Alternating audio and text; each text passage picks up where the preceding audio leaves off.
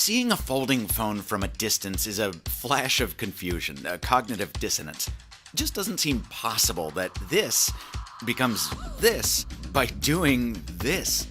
And while holding it in your own hands should convince you that it's a reality, it's somehow just easier to believe that your senses are lying to you.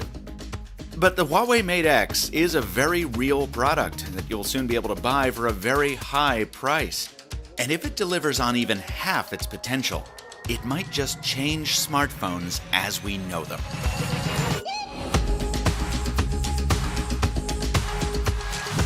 The Mate X promises the same practical benefits as Samsung's Galaxy Fold, announced a week earlier.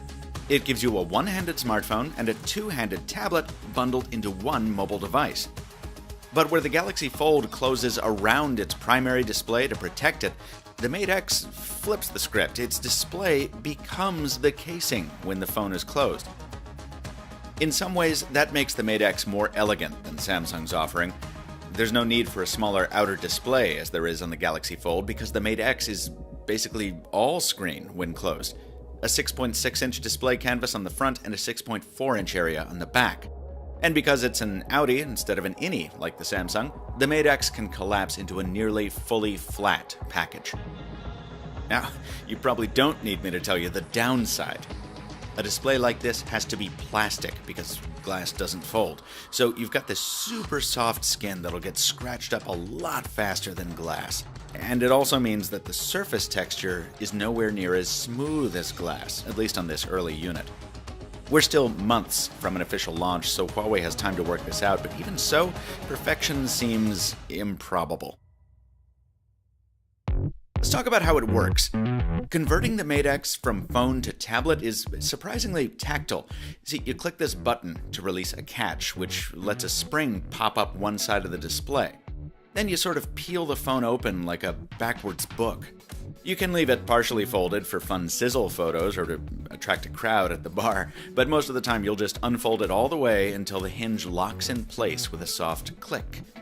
Just like that, you've got an 8-inch display at a nearly square 8:7 aspect ratio. Now, you might think that shape demands two-handed usage, but the Mate X has another clever design element. You know how the Amazon Kindle Oasis has that ridge running along its side? There's a grip on the Mate X that reminds me of it, and it makes one-handed use much more comfortable. I really didn't expect the Mate X to feel this light in tablet mode, just like I didn't expect it to feel as dense as it does when closed. Again, it plays with your mind. That grip also contains the Mate X's camera array. While there's the same Leica co-branding as on Huawei's conventional smartphones, shooting with this is not conventional. Remember, the phone is all screen, so when it's closed, both photographer and subject can see the shot as it's being composed. There are so many questions left to be answered once I get final hardware. How flat will the screen ultimately be? How well will Huawei's custom carrying case protect it? How long will the 4500 mAh battery last? And look, as excited as I am, there's reason to be skeptical about the early folding phones broadly, and this one in particular. You've heard me say it a lot, Huawei's software quality often lags far behind that of its hardware, even on smartphones that aren't trying to reinvent the square.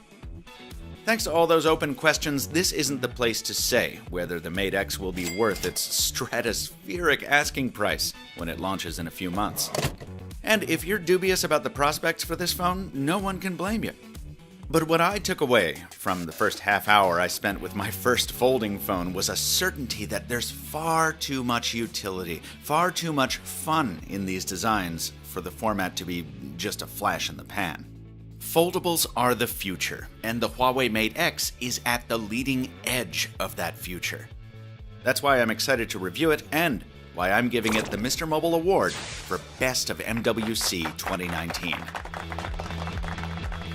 As for whether it'll beat out the competition for Best Foldable of 2019, well, only time will tell. I have not been able to go hands-on with the Galaxy Fold, so I can't wait to put these head-to-head when I finally can.